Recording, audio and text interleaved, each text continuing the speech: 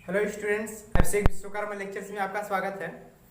आप लोगों को पता है कि सिलेबस 30% कम हुआ है, ठीक है। तो आप लोगों को जानकारी के हिसाब से बता दिया जाए कि प्रकाश का परावर्तन जो चैप्टर है, प्रकाश का परावर्तन हो गया। परावर्तन में दर्पण, गोलीय दर्पण का जो सूत्र है, सभी यह सब सिलेबस से बाहर हो चुका है इस समय, ठीक है ना।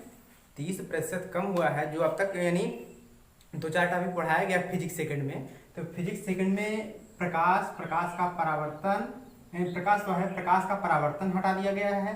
गोलीय दर्पण, उससे संबंधित जितने भी सूत्र हैं, यानी 1/f बराबर 1/v प्लस 1/u और ये बराबर r/2, ये सब हटा दिया गया है। तो जानकारी के लिए आप लोगों को बता दिया गया है, नोट्स में लिखे हैं, ठीक है, ठीक, कभी काम देगा ही। तो आप लोगों को जो मेन टॉपिक पढ़ना है आगे से, ठीक है ना। अब जो जो पूछा जाएगा, यानी 70% सिलेबस जो पूछा गया है, दिया गया है, उसी को आपको पढ़ाया जाएगा, ठीक है ना। अलग से भी अगर जानकारी चाहिए तो आप लोग बता सकते हैं, बता दिया जाएगा। तो इतना याद रहेगा, अब जो भी 70% में आएगा टॉपिक वही हम पढ़ाएंगे और सब कुछ छोड़ेंगे, ठीक है। तो फिजिक्स सेकंड में, क्लास 12 फिजिक्स सेकंड में जो प्रकाशिकी चैप्टर है, प्रकाशिकी चैप्टर में हमारा पहला टॉपिक आता है प्रकाश का अपवर्तन, ठीक है ना। परावर्तन छोड़ दीजिए, परावर्तन हट गया है। प्रकाश का अपवर्तन क्या है? देखिए, जब प्रकाश की किरण आर पार न जाए, जैसे टार्च जलाएंगे तो आर पार तो जाएगा नहीं, लेकिन जब शीशा कोई लीजिए, जैसे गाड़ियों में 4 चक्का में बैठते हैं, शीशा लगा होता है, तो टार्च जलाते हैं तो प्रकाश आर पार जाएगा ही। तो या जल ले लीजिए, एकदम साफ जल हो, जल में आप देखेंगे तो निचली सतह उसकी दिखाई देगी, स्वच्छ जल में, ठीक है। और कांच में भी। तो चलिए देखिए, प्रकाश का अपवर्तन कैसे कहेंगे। अब मान लीजिए कि यहाँ पर कोई कांच है, या पारदर्शी माध्यम जिसे कह सकते हैं, हम यहाँ पर लिख दे रहे हैं, यह आपका है पारदर्शी माध्यम, ठीक है। पारदर्शी माध्यम किसे कहते हैं? जिससे प्रकाश आर पार जा सके, लेकिन विचलन तो होगा ही। कैसे होगा देख लीजिए। पारदर्शी माध्यम है, प्रकाश की किरण इस पर जब आपतित होगा, ठीक है, इसके लिए आप लोग एक जान लीजिए माध्यम किसे कहते हैं। जिस मार्ग से प्रकाश गमन करता है उसे माध्यम कहते हैं, ठीक है। तो यहाँ पर 2 माध्यम आते हैं, एक माध्यम आता है विरल माध्यम, एक माध्यम आता है सघन माध्यम। इसको अभी बताया जाएगा बाद में। तो पहले प्रकाश के अपवर्तन में यह जो प्रकाश की किरण आती है, इस किरण को बोलते हैं आपतित किरण बोलते हैं, ठीक है। अब पारदर्शी माध्यम है, पारदर्शी माध्यम में तो प्रकाश आर पार जाएगा ही। अब आर पार जाएगा तो यहाँ पर एक अभिलंब बनेगा, यानी जब भी कोई प्रकाश की किरण आती है तो अभिलंब बनता है जहां पर वह आपतित होता है। तो प्रकाश की किरण आपतित हुआ, यह बीचों बीच में क्या है, आपका अभिलंब है। आपतित किरण अभिलंब के साथ आई कोण बनाती है, जिसे आपतन कोण कहते हैं, ठीक है। इसके बाद यह आर पार तो जाएगा ही, अपवर्तन है। पारदर्शी माध्यम में तो टार्च जलाएंगे तो प्रकाश आर पार जाएगा ही, लेकिन एक आभास यह होता है कि प्रकाश की किरण सीधे ना जाकर वह अपने मार्ग से विचलित हो जाती है, अर्थात मुड़ जाती है। या तो वह अभिलंब, यही अभिलंब है आपका, या तो अभिलंब की ओर वह झुक जाएगी और या तो अभिलंब से वह दूर हो जाएगी। दोनों नहीं हो सकते हैं, इसीलिए इस पे हम विचलित कह सकते हैं कि जब प्रकाश की किरण किसी पारदर्शी माध्यम, या पारदर्शी माध्यम है ही, तो जब प्रकाश की किरण किसी पारदर्शी माध्यम पर आपतित होता है तो अपवर्तन के पश्चात वह अपने मार्ग से विचलित हो जाता है। इस घटना को प्रकाश का अपवर्तन कहते हैं। अब देखिए, विचलित हुआ, चाहे दूर हटेगा चाहे पास आएगा। अब माध्यम विरल और सघन से संबंधित होता है। तो यहाँ पर दे दीजिए, यह कौन सा किरण है? अपवर्तन हुआ है तो अपवर्तित किरण, परावर्तन में कहिएगा। अपवर्तित किरण है, अपवर्तित किरण जो अभिलंब के साथ कोण बनाता है वह आर कहलाता है, ठीक है। तो प्रकाश का अपवर्तन कंप्लीट होता है। अब इसमें बात आती है कि प्रकाश के अपवर्तन में नियम कौन से हैं। प्रकाश के अपवर्तन के 2 नियम हैं। दोनों नियम कौन कौन से हैं? 3 किरण दिखाई दे रहा होगा। पहला नियम जो बनेगा, आपतित किरण, अपवर्तित किरण और अविलंब तीनों एक ही तल में स्थित होते हैं, एक ही पॉइंट में है, एक ही तल में स्थित होते हैं। दूसरा नियम क्या है? दूसरा नियम है कि 2 कोण दिखाई दे रहे हैं ना, एक आई है, दूसरा क्या है आर, यानी आपतन कोण और अपवर्तन कोण के अनुपात में साइन लगा दिया जाए। अब कहेंगे साइन क्या है, साइन का मतलब जिया, साइन थीटा जहां पर आता है साइन का मतलब होता है जिया, कास का मतलब कोजिया और टैन का मतलब होता है अस्पज्या। ठीक है, यह आप लोग केवल जानते रहिएगा। तो क्या कहेंगे, आपतन कोण आई को क्या कहते हैं, आपतन कोण, तो आपतन कोण की ज्या तथा अपवर्तन कोण की ज्या के अनुपात को क्या कहते हैं, अपवर्तनांक कहते हैं, जिसे स्नेल का नियम भी कहते हैं। यानी दूसरा नियम अपवर्तनांक यानी स्नेल का नियम पूछा जाएगा कि प्रकाश का अपवर्तन में दूसरा नियम कौन सा है, तो दूसरा नियम स्नेल का नियम यानी अपवर्तनांक की परिभाषा दी गई है। ठीक है, अब यहां तक कंप्लीट होता है। ठीक है, प्रकाश का अपवर्तन, जब प्रकाश की किरण किसी पारदर्शी माध्यम पर आपतित होता है तो वह अपवर्तन के पश्चात अपने मार्ग से विचलित हो जाता है। इस घटना को प्रकाश का अपवर्तन कहते हैं। अगर एग्जाम्पल देखना है आपको, घर में किसी बाल्टी में पानी भरा है, पेन ले लीजिए या तो कोई भी वस्तु ले लीजिए बड़ा, उस बाल्टी में या किसी भी बर्तन में पानी भरा हो, या पेन ही ले लीजिए, पेन को आधा डुबो दीजिए। ठीक है ना, बाल्टी में पानी भरा हो या किसी भी पात्र में पानी भरा है, आधा पेन डुबोइए तो आपको क्या लगेगा कि ऐसा लगेगा कि पेन हल्का सा मुड़ा हुआ है। तो वास्तव में पेन मुड़ा थोड़ी होता हुआ, हम आभास करते हैं, कल्पना करते हैं।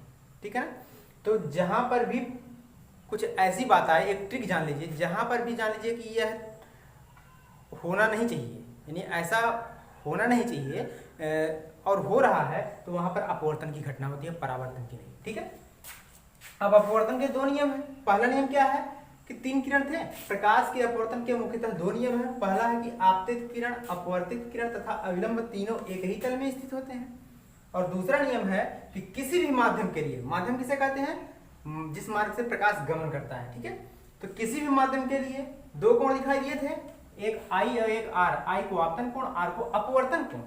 तो किसी भी माध्यम के लिए आपतन कोण आई की ज्या तथा अपवर्तन कोण आर की ज्या का अनुपात एक नियतांक होता है, यानी इन दोनों का अनुपात एक नियतांक होता है, जिसे क्या कहते हैं, अपवर्तनांक। अपवर्तनांक को हमेशा यन से डिनोट करते हैं, अर्थात हम कह सकते हैं यन बराबर साइन आई बटे साइन आर। अब यही परिभाषा स्नेल का नियम भी कहलाता है। अगर पेपर में आ गया कि स्नेल का नियम क्या है, तो आप लोग यही परिभाषा बताएंगे, यह इंपॉर्टेंट है स्नेल का नियम। ठीक है ना, इस पर आधारित क्वेश्चन भी लगेंगे। तो यहां तक आप लोग जानकारी में आप लोग फिगर बना लेंगे, इसको सब्जेक्ट में कंप्लीट कर लेंगे। ठीक है, अब इसके बाद चलते हैं विरल और सघन के लिए एक फिगर बना के समझा दिया जाता है। ठीक है, तो चलिए प्रकाश के अपवर्तन के बारे में अध्ययन किया आप लोगों ने। अब उस पर आधारित एक चीज और देख लीजिए कि विरल और सघन के लिए अगर परिभाषा, अगर वो नहीं आता तो दूसरा कैसे लिखेंगे। परिभाषा में अभी मत जाइए, परिभाषा बाद में देखिएगा, पहले फिगर देखिए अच्छे से। मान लीजिए कि यह कोई कांच है, ठीक है, कांच न मान के चलिए कि बीच में जल ही भरा गया है, कुछ भी मान लीजिए, चाहे कांच मान लीजिए चाहे जल भरा है। ठीक है, अब हमने माध्यम कितने प्रकार के बताए, माध्यम दो प्रकार का बताया गया है। कौन कौन सा, एक विरल एक सघन, दो ही माध्यम तो बताया गया आपको। तो देखिए अब विरल कहाँ रहेगा, कहाँ सघन रहेगा, तो नाम से जानिए, एक विरल है एक सघन है। अब बताइए कांच है चाहे जल, कुछ भी मानिए, अब इसके बाहर चारों ओर वायु होगा कि नहीं, अंदर तो कांच के अंदर तो वायु होगा नहीं, कांच के बाहर ही तो वायु होगा। तो वह से वायु और वह से क्या होता है, विरल। तो समझ लीजिए कि जहां बाहरी आवरण है वहां पर कौन सा माध्यम रहेगा, तब विरल माध्यम रहेगा। यहां तक क्लियर हुआ। अब कांच के अंदर तब कौन सा रहेगा, विरल रहेगा सघन, कांच के अंदर तो वायु होगी नहीं, इसका मतलब यहाँ पर कौन सा माध्यम रहेगा, सघन माध्यम रहेगा। ठीक है, सघन माध्यम हो गया। अब यहाँ पर फिर नीचे आइए, यहाँ पर भी तो वायु है, तो यहाँ पर भी कौन सा माध्यम आएगा, वा से वायु यानी वा से विरल माध्यम। यहाँ तक क्लियर हुआ तो ठीक है। चलिए अब देखिए, अब एक प्रकाश की किरण डाल दीजिए, प्रकाश की किरण डाल दिया आपने। जो प्रकाश की किरण डाली जाती है उस किरण को क्या बोला जाता है, आपतित किरण।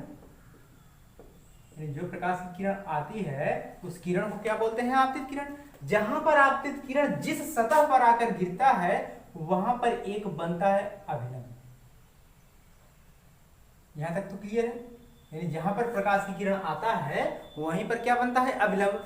अब यह प्रकाश की किरण जो आ रहा है वह तो सीधे जाएगा नहीं, क्यों, क्योंकि पारदर्शी माध्यम में हमेशा प्रकाश विचलित हो जाता है अपने मार्ग से। तो हम कह सकते हैं यह सीधे नहीं जाएगा, तो सीधे ना जाकर कहीं ना कहीं तो मुड़ेगा ही। तो जब विरल से सघन में जैसे ही यानी विरल से सघन में जाएगा वह सीधे ना जाकर के अभिलंब की ओर झुक जाएगा। अभिलंब कौन है? यही तो आपका अभिलंब है, यानी अभिलंब यह सीधे ना जाकर के अभिलंब की ओर देखिए झुक गया, राइट। अब जहां पर प्रकाश फिर से पड़ा है वहां पर भी एक और अभिलंब बनेगा। अब देखिए प्रकाश की किरण यहां से यहां तक आ गया, इस पर आ गया। अब फिर यह पार करेगा, लेकिन यह फिर भी सीधे नहीं जाएगा, अपने मार्ग से विचलित होगा। अब जब सघन से विरल में जाएगा तो अपने मार्ग से दूर हट जाता है, यही प्रकाश का अपवर्तन कहलाता है। अब ध्यान से देखिए, जैसे प्रकाश की किरण ये जा रहा था, जैसे जैसे प्रकाश की किरण ये जा रहा था उसी मार्ग से लगभग ये भी जाता हुआ प्रतीत हो रहा है, ठीक है। तो बीच में जो हमको विचलन प्राप्त होता है यह आभास केवल होता है। तो क्या परिभाषा बनेगी?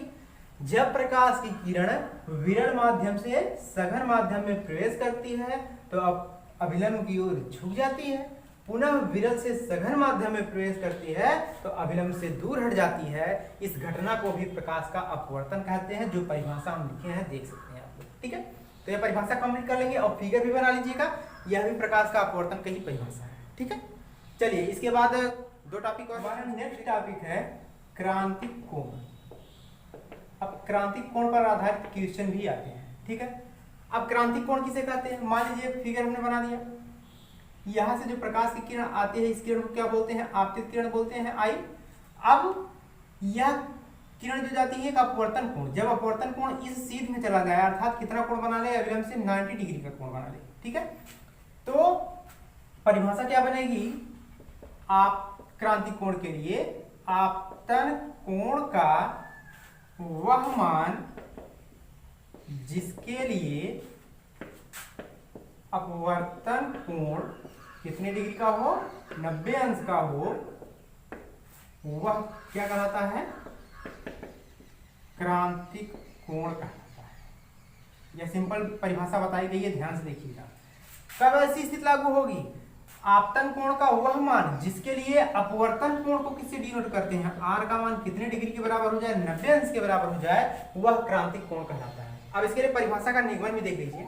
आपको पता है कि स्नेल का नियम n बराबर क्या होता है? साइन आई बटे साइन आर होता है। क्रांतिक कोण को c से डिनोट करते हैं, यह भी जान लीजिएगा, परिभाषा में लिख लीजिएगा कि क्रांतिक कोण को c से प्रदर्शित करते हैं। n बराबर साइन आई बटे साइन आर होता है। अब देखिए ध्यान से, अर्थात हम कह सकते हैं n बराबर साइन आई का मतलब आई सी, आई के सफिक्स में c क्यों लगा है? क्योंकि आपतन कोण क्रांतिक कोण के लिए है, और बटे में साइन आर का मान किसके बराबर हो जाए? 90 डिग्री के बराबर हो जाए। अब देखिए अपवर्तनांक हमेशा पहले से दूसरे माध्यम में प्रवेश करते हैं, यानी 1 से 2 में जाता है। अब 1n2 बराबर क्या आ जाएगा तब? साइन IC बटे साइन 90 का मान क्या होता है? 1 होता है। अब 1n2 का उल्टा करेंगे तो क्या आएगा? 2n1 आएगा।